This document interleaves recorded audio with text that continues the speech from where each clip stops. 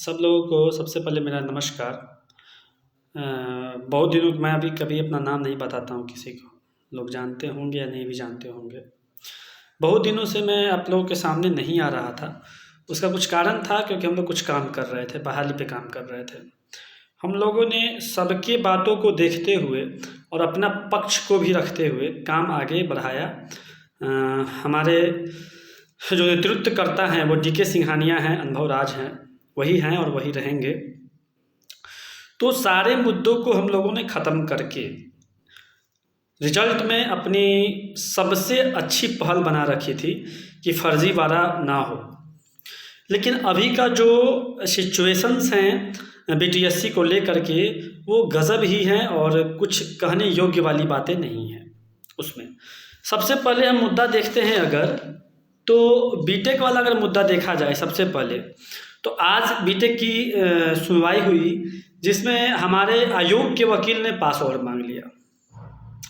आखिर क्या मानसिकता है आयोग की और क्या तैयारी है? जो सेलेक्टेड बच्चे हैं, आज तक हम कुछ टिप्पा टिप्पणी नहीं किए हैं अभी तक कुछ सामने से आकर के, लेकिन हम सामने से आकर के आज कह रहे हैं कि आप लोगों ने इतने फंडिंग किए, इतने आप लोगों ने वादे किए कि जो भी बीटीएससी पे जितने भी केसेस होंगे उनको आप लोग देखेंगे, लेकिन क्या आप लोग देख रहे हैं?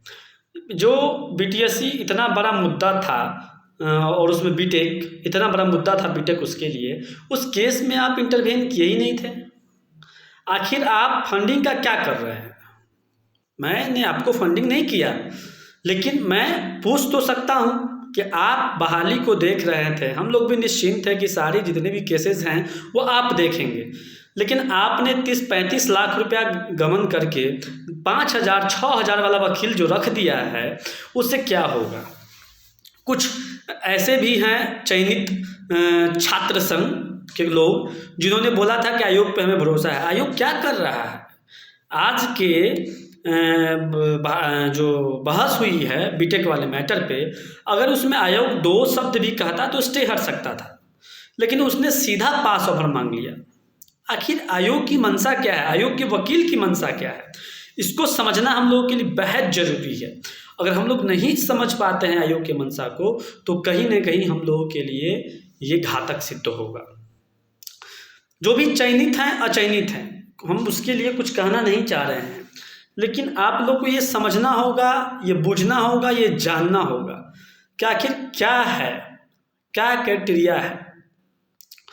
हम लोग बारंबार प्रयास करते आ रहे हैं हर चीज़ के लिए कि हम लोग प्रयासरत रहें और हर काम को करें, लेकिन आप लोग का जो सहभागिता है इसमें, वो बिल्कुल ख़राब है। अगर बीटेक वाला मुद्दे पे हम लोग देखें तो आप लोगों की तैयारी पूरी ही ख़राब है। आप लोग सीरियस नहीं ले रहे हैं। कुछ लोग ऐसे हैं चयनित छात्र में जुड़े हुए जो चाहते हैं कि 2019 का सुनवाई हो जाए, उसके बाद स्टे हटे। चयनित छात्र में ही है वो, और इस कारण से वो अपनी तैयारी को कंठस्थ नहीं कर रहे हैं मेरे हिसाब से। नहीं तो आज एकदम था कि स्टे हट जाना था। अगर आयोग 2 शब्द भी बोलता, आयोग का वकील, तो आज स्टे हट जाता।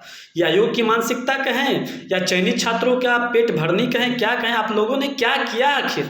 आखिर 30-35 लाख रुपया ले करके अपनी बहन और माँ के लिए कंगन खरीद डाले क्या? आखिर पैसा का आप लोग किए क्या? जब एक आप लोग से केस नहीं संभल रहा है, इतना बुरा स्थिति आ गया है। आप लोग को मालूम होगा यूजीसी के मैटर में कुछ जजमेंट आया है। जजमेंट में जज साहब ने कहा है कि आपने जब ये नियमावली, जो 2017 की नियमावली है, ये आपने जब बनाई थी तो क्या इसको पब्लिक डोमेन में एक बार डेमो के रूप में रखा था आपत्ति के लिए? ये किसी को आपत्ति होगा तो इस पर अपना क्लेम करेगा। रखा था या नहीं रखा था? ये कितना बड़ा बात जज साहब बोल दिए हैं। अगर आप लोग समझ पाएंगे तो समझिए। बहाली अब बिल्कुल, आप लोग बोलते थे कि हम लोग बहाली निरस्त कराना चाहते हैं, कैंसिल कराना चाहते हैं, लेकिन ऐसा नहीं था। आज बहाली कैंसिल होने के कगार पे है। ये प्रशांत कश्यप कह रहा है, इसको विश्वास से समझ लीजिए। अगर अभी भी सब लोग एकजुट हो करके इस मुद्दा पे हम लोग नहीं लड़ेंगे तो बहाली निरस्त हो जाएगा। अब आज एक वीडियो में देख रहा था, कोई बंदा आकर के हमारा शाबाशी दे रहा था हमें कि अनसेलेक्टेड के वकील जो हैं यूजीसी में हेल्प किए हैं, अनसेलेक्टेड के वकील जो है यूजीसी में हेल्प करे। अनसेलेक्टेड कहाँ हेल्प किया आपको? अनुभव राज का वकील है वो। अपने पापा का नाम लेने में बुरा लगता है भाई आपको? आप नाम ले सकते हैं, अपने पिताजी का नाम गर्व के साथ आपको लेना चाहिए। ये अनुभव राज का वकील जो है वो आकर के हमारी मदद किया। आप लोग भावनाओं से खेल रहे हैं उन बच्चों के साथ, उन महिलाओं के साथ, जिन महिलाओं ने आपके आंदोलन में आकर के 50 दिन आपका हाथ थाम करके ये निर्णय लिया था कि हम लोग जो है रोजगार में आ जाएंगे। आप उनके साथ धोखा कर रहे हैं। आप उन 19 के सिलेक्टेड बच्चों के साथ धोखा कर रहे हैं जो बच्चे अपना पढ़ाई लिखाई छोड़ कर करके 50 दिन आपके आंदोलन में आए थे। आप उनके साथ धोखा कर रहे हैं। अभी जो माहौल है बीटीएससी का वो ये है कि बीटेक वाले मुद्दे पे स्टे लगा हुआ है, यूजीसी वाले मुद्दे पे बहुत कड़ा जजमेंट आ गया है जज साहब का। ये सब को देखते हुए इसका एक ही रामबाण है, इसको बचाने वाला बिहार में अगर कोई है तो वो एक ही है जिसका नाम है अनुभव राज। अभी भी मौका है आप लोगों के पास, अभी भी मौका है आप लोगों के पास। अभी भी अपना सारा जो है जितना है बोरिया बिस्तर लेकर के अनुभव राज के ऑफिस में आ जाइए। वो आपसे नाराज ज़रूर हैं लेकिन वो आपसे इतने भी खफे नहीं कि आपसे हाथ नहीं मिलाएंगे। हम लोग के मनाने पे अनुभव राज जी बोलते हैं कि मुझे क्या, जब तक वो लोग आएंगे तो मैं उनका हेल्प करूँगा। लेकिन आपको ये बात समझना होगा कि आप अगर उनके पास आएंगे तो चाहे वो बीटेक का मैटर हो चाहे यूजीसी का मैटर हो। यूजीसी के मैटर में आप लोगों ने ट्रेलर देख लिया था किस तरह से हम लोग हार रहे थे केस को, लेकिन अनुभव राज जी के वकील ने आकर के उनका दामन थाम लिया और बहाली को बचा लिया उस दिन, नहीं तो सेकेंड स्टे उसमें लगता। ये सब चीज़ देखते हुए आप लोग चुप हैं तो आप लोग सबके समान है ना। आप लोग क्यों नहीं समझ रहे हैं भावनाओं को? क्या हो रहा है हमारे साथ? कुछ टिक्की वाले लोग चंदा इकट्ठा कर करके आप ही को ठगने का काम कर रहे हैं और आपके पैसे से वो पता नहीं किनको कंगन और क्या दिला रहे हैं। अच्छा एक चीज़ और आप बोलेंगे, थोड़ा सा फनी सेंटेंस होगा। हम इतना यंग हैं अभी और अभी तक हम यही जानते थे कि ओयो वगैरह जो होटल होता है वो यंग कपल्स के लिए होते हैं, लिविंग रिलेशनशिप में रहने के लिए या गर्लफ्रेंड से मिलने वगैरह के लिए। बुरा मत मानिएगा आप लोग, ऐसा आजकल के लड़के लोग यूज़ कर रहे हैं। लेकिन हमारे जो 50 दिन के धरना वाले कुछ लोग थे, पता नहीं कौन धरना था वो, उसमें से कुछ उम्रदराज लोगों ने ओयो का बुकिंग किया था। हमें समझ में नहीं आ रहा ये लोग कौन हैं आखिर जो ओयो ले रहे हैं। जिसका उम्र हम लोगों का है वो इस उम्र में ओयो यूज़ कर रहे हैं और उनके साथ जाने वाले कौन हैं? तो कहीं ना कहीं यहाँ पे मिसगाइड किया गया है पूरे छात्रों को और जीवन का वो बर्बाद करने का एक साजिश रचा गया है। और बोला जाता है ना, ये स्टेटमेंट था एक मोदी जी का कि आपदा में भी अवसर खोजना। तो ये लोग ऐसे हैं जो बहाली के आपदा में भी अपना ओयो वाला अवसर खोज रहे हैं। अब इन लोगों को क्या कहा जाए? अरे थोड़ा भी शर्म है अगर, तो अभी भी शर्म है अगर, तो अभी भी सामने आ करके हाथ मिला करके काम को आगे बढ़ाइए। बात आता है 2019 वाले केस का। 2019 वाला जो मुद्दा वाला केस है उस पे देखिए, हम नहीं मानते हैं कि कौन अनसेलेक्टेड है कौन सेलेक्टेड है। जो अपने आप को सेलेक्टेड मानता है उससे बड़का कुत्ता गधा कोई नहीं है। 19 वाले मैटर पे जो भी हैं जो अपना नाम सेलेक्टेड रख चुके हैं वो इस चीज़ को ध्यान में रखिए कि इस बहाली में जितना भी पैसा खर्च हो आप लोग करके, ना ही आप लोग टिक्कीधारी ना ही ओयो धारी इन लोगों के चक्कर में ना पड़े और अपना केस खुद देखें। जहाँ तक हो सके वहाँ तक इसको आप आगे बढ़ाने का काम करें और जीत हासिल करें। अगर हमारी कोई आवश्यकता, हम लोग तो इसको देख ही रहे हैं अपने अंदाज से, लेकिन इस मैटर में न्यूट्रल पड़ जाते हैं सर। ना वो उनके पक्ष में है ना हमारे पक्ष में, ये हमारी लड़ाई हो जाती है। इसलिए आप लोग को अगर यहाँ ज़रूरत पड़ता है हमारी, तो आप हमसे संपर्क कर सकते हैं, हम पूरी आपका मदद करेंगे। अच्छा एक चीज़ और है, जो चयनित छात्र संघ के द्वारा जो फंडिंग किया गया था उसके कुछ रिकॉर्डिंग्स हैं हमारे, उनके मीटिंग्स का, उस मीटिंग में उन्होंने बोला था कि मैंने कुछ पैसा जो है वो एसबीटी बोर्ड को दिया है जल्दी वेरिफिकेशन करवाने के लिए। उसके रिगार्डिंग भी हम लोग कुछ एक्शन ले सकते हैं वो रिकॉर्डिंग के साथ में, क्योंकि अगर हम लोगों ने एसबीटी बोर्ड को ये प्रार्थना किया था उनसे कि आप जो भी क्या वेरिफिकेशन का जो भी मुद्दा होगा उसको सही सलामत कीजिएगा, तो ये कुछ लोग जो हैं उनको पैसा देने की बात जो की है अपना मीटिंग में कि मैंने उन्हें पैसा दिया है, वो अपने आप कबूल कर रहे हैं इस चीज़ को। तो ये चीज़ हम लोग क्लियर करना चाहेंगे कि उन लोगों ने पैसा दिया है और क्यों दिया है। जल्दी करवाने के लिए तो कोई नहीं देता है, कुछ फर्जी छात्रों को घुसाने के लिए दिया है या क्यों दिया है, ये हम लोग एसबीटी बोर्ड से जवाब मांग सकते हैं उनके रिकॉर्डिंग के साथ। और हम चाहते हैं कि ये जवाब मांगने से पहले जिन्होंने ये वक्तव्य रखा है मीटिंग्स में, वो हमसे एक बार बात कर ले कि मुद्दा क्या था, हमारे पास आकर के अपना ग्रीवेंस को क्लियर करें कि आपका क्या कहना था उस दिन। हम नहीं चाहते हैं कि बात को आगे सरकार तक लाई जाए, इससे पहले कि हमसे आकर करके एक बार मिल ले और अपने बातों को रख दे कि उनका क्या स्टेटमेंट था, क्लियर करके हमें बताएं। नहीं तो हो सकता है कि इस पर दिक्कत हो जाए, क्योंकि एसबीटी बोर्ड को पैसा दिया गया है और ये बात अगर डोमेन में आ चुका है और इसका अगर क्लिप है मेरे पास, तो कहीं कहीं मैं सही ही बोल रहा हूँ, मैं झूठ नहीं बोलता हूँ। आज तक जो भी बोला हूँ सही होता गया है, आप लोग को पता होगा। अब बात आता है 40% केस का। तो जो भी लोग 40% केस के विपक्ष में हैं अभी सेलेक्टेड, वो ये जान ले कि हमारा सरकारी कॉलेज का जो भी है हक है, अधिकार है, इस पे आप हनन करने का कोशिश ना करें तो बहुत कुछ आप लोगों का हनन हो जाएगा। और बात आता है कि जो लोग इस केस को देख रहे हैं मेनली, उनसे हम ये कहना चाहेंगे कि अभी बहाली में अपना जगह आपको अस्तित्व बनाने के लिए 40% केस को देखना बहुत ज़रूरी है। इसको आप जल्द से जल्द कैसे भी करके सॉर्ट आउट कीजिए, वरना बहुत बड़ा प्रॉब्लम हो जाएगा। और जो भी लोग जल्दीबाजी में हैं वो जान लें कि सारा जल्दीबाजी यहीं पे रह जाएगा। 40% नहीं जीतेंगे तो बहाली आगे नहीं बढ़ेगा। और है कुछ बातें, हाँ, अब देखिए बात आता है कि जब इतना बड़ा मुद्दा हम लोगों के सामने आ गया है, एक एक अंग टूट चुका है, जब यूजीसी के मैटर में जज साहब बोल रहे हैं कि आप क्यों, आखिर किस आधार पे आपने जो है आप नियमावली बनाते हैं उसके बाद पब्लिक डोमेन में नहीं लेके जाते हैं, ये जवाब जो मांगा गया है सरकार से, इस बहुत बड़ा जवाब है। और जो बीटेक के मुद्दा पे स्टे लगा हुआ है, और भी आगामी बहुत सारे ऐसे केसेस हैं जिसका मैं नाम नहीं लूँगा, जिसका नुकसान आने वाले समय में ओयोधारी को हो सकते हैं। तो उन सब केसेस को देखने के लिए आखिर आप लोग प्लानिंग्स क्या कर रहे हैं आकर के हमसे शेयर कर सकते हैं। अगर आप लोग को बहाली क्लियर करवाना चाहते हैं तो, नहीं तो इस बहाली में बहुत फंडा है।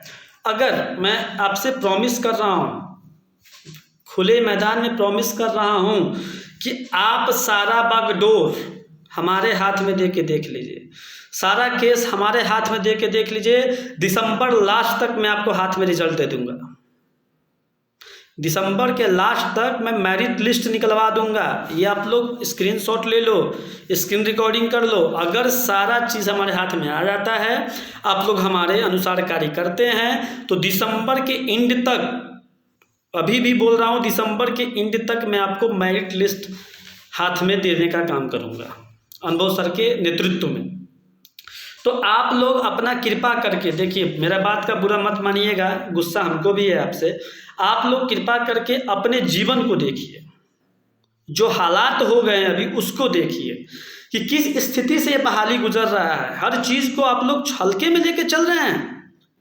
ये कैसा आप लोगों का मतलब कि कोई जिम्मेदारी नहीं है। जो लोग बच्चे आपके साथ 50-50 दिन तक आंदोलन पर बैठे रहे, उनकी कोई जिम्मेदारी नहीं है आपके ऊपर। वो लोग किस आधार पे आपके पास सामने आए थे, किस आधार पे आपका मदद किए थे।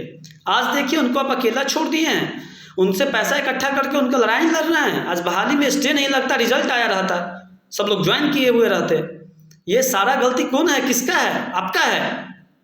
आप आखिर ऐसा कैसे कर सकते हैं? आपको अभी भी देखिए, अपने दुश्मनी के कारण या अपने कुछ पैसा खाने के कारण अपने बहन को कंगन पहनाने के लिए ये गलत काम आप मत करिए। आप जो है मार्केट में आइए, आपको देखिए शर्म आना चाहिए। ओयो घूमने के जगह पे आपको कोर्ट में जाके इंटरवेन करना चाहिए था। बहाली को बर्बाद करके रख दिए हैं, कहीं का नहीं छोड़े हैं बहाली को। ना आपको पढ़ने आता है ना लिखने आता है। समझ में आ रहा है कितना बड़ा जजमेंट आ गया है यूजीसी के मैटर में, क्या पूछ दिया है जज।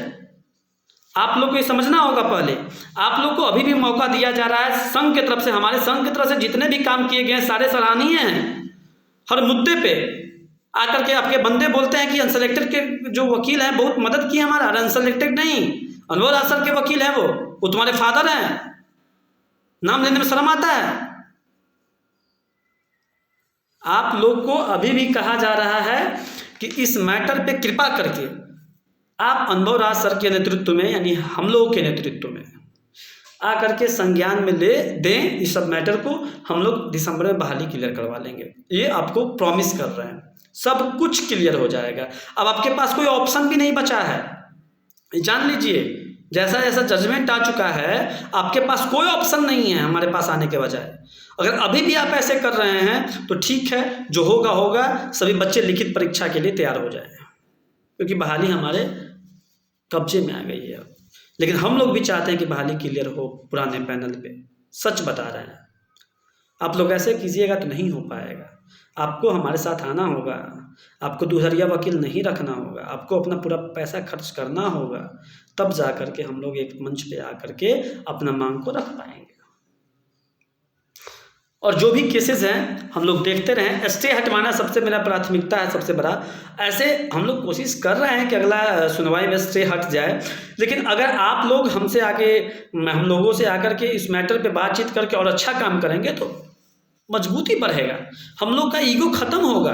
हम लोग चाहेंगे कि आपके साथ बहाली को क्लियर करें, क्योंकि हमारा पक्ष मजबूत हो जा रहा है। अब बात नहीं समझ रहे हैं। अगर ऐसा रहेगा, बहाली का जो जजमेंट आ गए हैं, जितने केसेस हैं, उस अनुसार से लिखित परीक्षा की तैयारी कर लीजिए, बहाली रद्द का तैयारी कर लीजिए।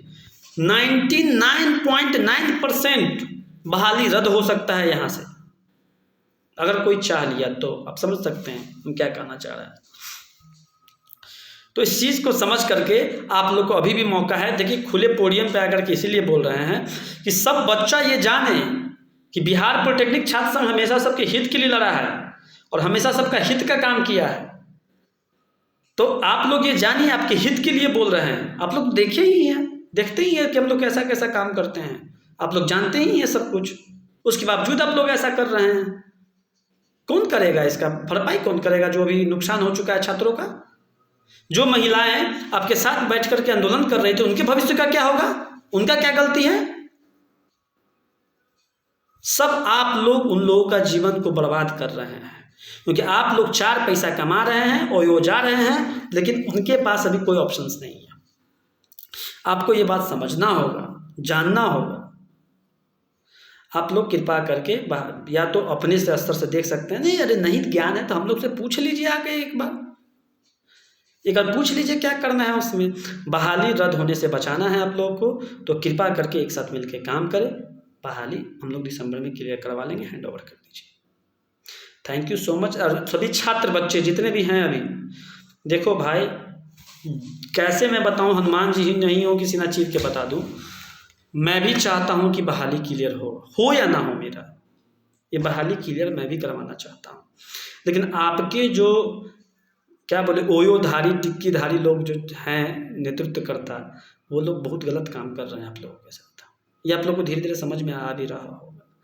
इस चीज़ से आपको उठना होगा, आपको समझाना होगा उनको कि अपने जो कमा के बैठ के कमा रहे हैं, आप बेरोजगार हैं, आपके साथ खिलवाड़ कर रहे हैं। 19 के जितने भी सिलेक्टेड छात्र हैं, आप लोग कृपा करके अपना केस पे फोकस कीजिए। मैंने बार बार अपने कुछ आदमियों के द्वारा आपके पास कुछ संदेश भेजने का प्रयास किया है, आप लोग जानते हैं।